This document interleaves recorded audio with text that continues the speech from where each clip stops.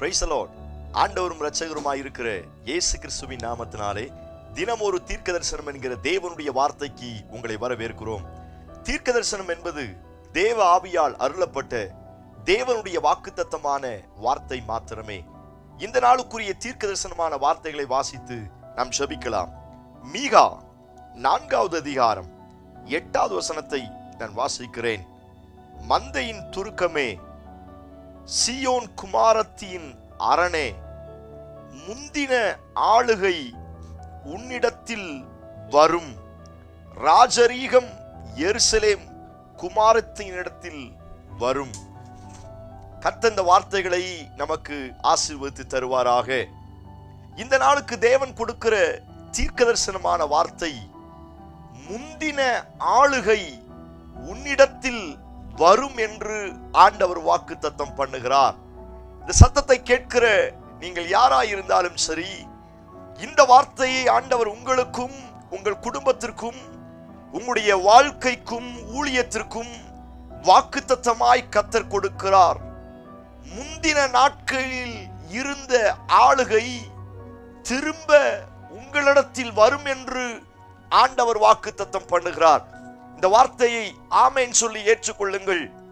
முந்தின நாட்களில் நாம் எவ்வளவு ஆளுகை உள்ளவர்களாய் இருந்தோமோ, எவ்வளவு அதிகாரம் உடையவர்களாய் இருந்தோமோ, எவ்வளவு மேன்மை உள்ளவர்களாய் இருந்தோமோ, அந்த ஆளுகையை அந்த மேன்மையை நான் திரும்பவும் உன்னிடத்தில் கொண்டு வருவேன் என்று ஆண்டவர் வாக்குத்தத்தம் பண்ணுகிறார். எத்தனை பேர் பெற்றுக்கொள்வதற்கு ஆயத்தமாய் இருக்கிறீர்கள்? ஆமென், ஹல்லேலூயா. ஆண்டவர் நம்மை படைக்கும் பொழுது அல்லது ஆண்டவரை ஏற்றுக்கொண்ட அந்த நாட்களில் இருந்து அநேக ஆளுகையையும் அநேக அதிகாரத்தையும் நம்முடைய கையிலே கர்த்தர் கொடுத்திருக்கிறார். வேதத்தில் பல வார்த்தைகள் இதற்கு ஊமையாக எடுத்துக்காட்டாக சொல்லப்பட்டிருக்கிறது. சகலத்தையும் உன் காலின் கீழே வைத்திருக்கிறேன், சகலத்தையும் நீ ஆளுகை செய்வாய், சகலமும் உனக்குள் அடங்கி இருக்கும். இப்படி பல்வேறு வாக்குத்தத்தமான வார்த்தைகளை கர்த்தர் கொடுத்திருக்கிறார். இந்த பூமியில் இருக்கிற எல்லா மிருகங்களை காட்டிலும் கர்த்தர் மனிதனை, தேவனுடைய பிள்ளையை ஆளுகை செய்கிறவனாய் ஆண்டவர் ஆதியிலே உருவாக்கி இருந்தார் என்று வேதத்தில் வாசிக்க முடியும். ஆனால் இந்த மனிதனானவன் தன்னுடைய சுய இச்சையினால் இழுக்கப்பட்டு தேவனுடைய அதிகாரத்தை இழந்து போனபடியினால், அல்லது தேவனை விட்டு பின்வாங்கி போனபடியினால், அல்லது ஏதேன் தோட்டத்தை விட்டு சபையை விட்டு பின்வாங்கி போனபடியினால், தேவன் இவனுக்கு கொடுத்திருந்த அந்த முந்தின ஆளுகையை அவன் இழந்து போய்விடுகிறான். ஆதாமை குறித்து நாம் வாசிக்க முடியும். ஆதாமுக்கு சகலத்தையும் ஆண்டு கொள்ளுங்கள் என்று அதிகாரம் கொடுத்தார். ஆனால் ஆதாம் தேவனை விட்டு பின்வாங்கினபடியினால், தேவனுடைய வார்த்தையை மீறி நடந்தபடியினால், ஏதேன் தோட்டத்தை விட்டு வெளியேறினபடியினால், தேவனுக்கும் அவருக்கும் ஒரு தொடர்பு இல்லாதபடியினால் அவன் அந்த ஆளுகையை இழந்து போய்விட்டான் என்று நாம் வேதத்தில் வாசிக்க முடியும். பிரியமான தேவனுடைய பிள்ளைகளே, கர்த்தர் கொடுத்திருக்கிற ஆளுகை, தேவன் கொடுத்திருக்கிற ஆசீர்வாதம், தேவன் கொடுத்திருக்கிற உயர்வு ஒருவேளை இழந்து போன நிலைமையில் இந்த சத்தத்தை கேட்டுக்கொண்டு இருப்பீர்கள் என்று சொன்னால், உங்களுக்குத்தான் இந்த வார்த்தையை ஆண்டவர் தீர்க்க தரிசனமாய் சொல்லுகிறார். உங்களுடைய முந்தின ஆளுகை திரும்ப உங்களிடத்தில் வரும் என்று ஆண்டவர் வாக்குத்தத்தம் பண்ணுகிறார். எத்தனை பேர் இந்த வார்த்தைக்கு ஆமென் சொல்றீங்க?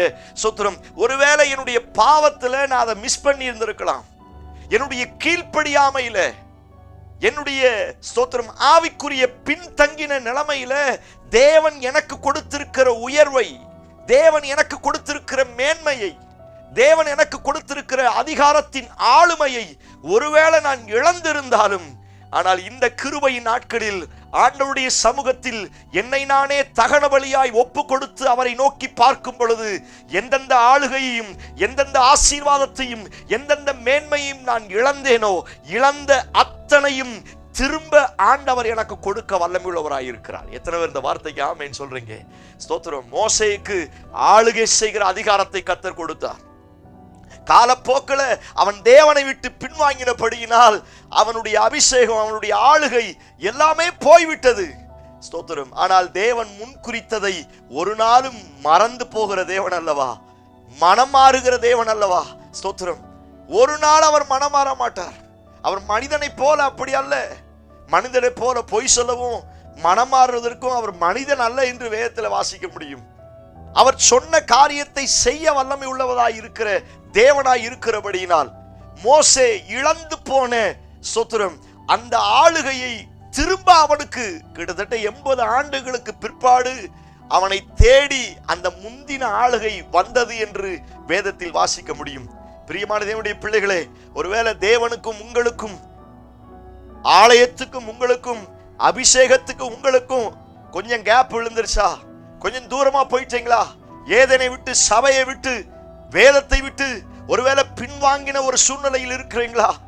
யாக்கோப்பு சொன்னது போல அவனவன் தன் சுய இச்சையினால் இழுப்புண்டு அவன் சோதிக்கப்படுகிறான் என்ற வார்த்தையின் பிரகாரம் ஒருவேளை சோதிக்கப்பட்டு எல்லா ஆளுகையும் எல்லாவற்றையும் இழந்து போன நிலைமையில் இந்த சத்தத்தை கேட்கிறீங்களா? உங்களை பார்த்துத்தான் ஆண்டவர் இந்த வார்த்தையை தீர்க்க தரிசனமாய் சொல்லுகிறார். உன்னுடைய முந்தின ஆளுகையை நான் திரும்ப உங்களுக்கு தருவேன். சோதரி, இந்த வார்த்தையை நீங்கள் ஆமேன் சொல்லி ஏற்றுக்கொள்ளுங்க. உங்க முந்தின நாட்களில் நீங்கள் எவைகளை இழந்தீர்கள் என்று எனக்கு தெரியாது, எதை மிஸ் பண்ணீங்கன்னு எனக்கு தெரியாது.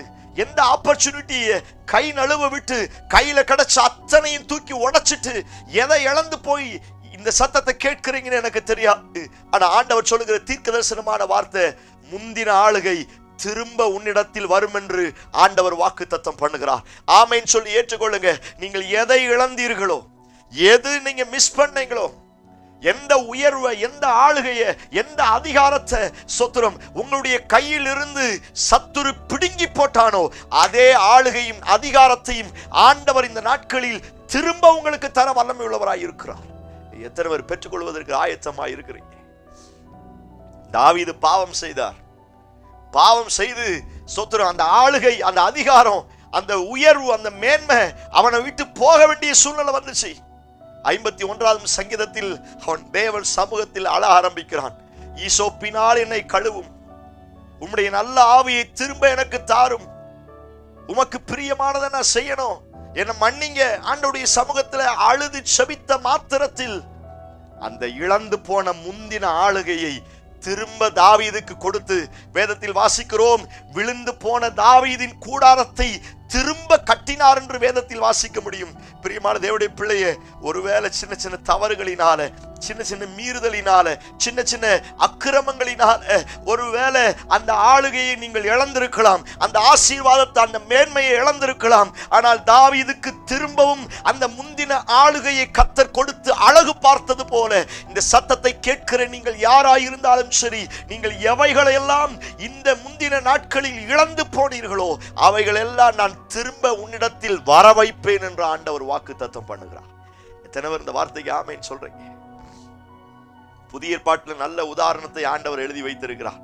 இளைய குமாரன் தகப்பன் வீட்டில் எஜமானனாய் இருந்தான், சுதந்திரவாளியாய் இருந்தான்.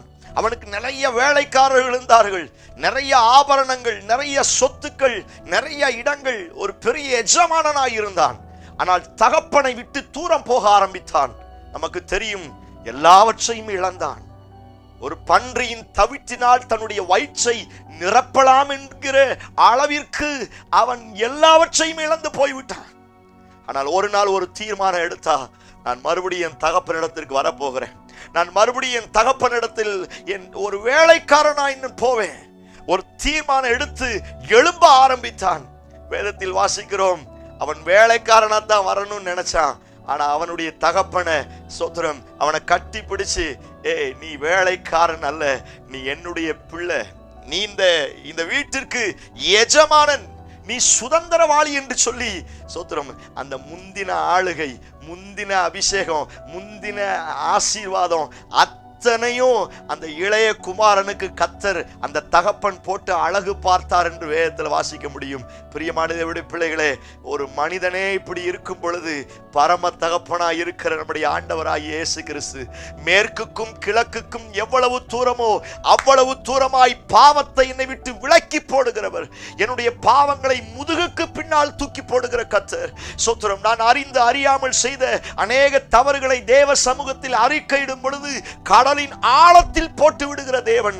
என்னுடைய பாவத்தை ஸ்தோத்திரம் மறந்துவிட்டு திரும்பவும் முந்தின ஆளுகையை தருவேன் என்று ஆண்டவர் வாக்குத்தத்தம் பண்ணுகிறார். பிரியமான தேவனுடைய பிள்ளையே, செபிக்க ஆரம்பியுங்கள். ஸ்தோத்திரம். தகப்பன் வீட்டிற்கு எழும்பி வாருங்கள்.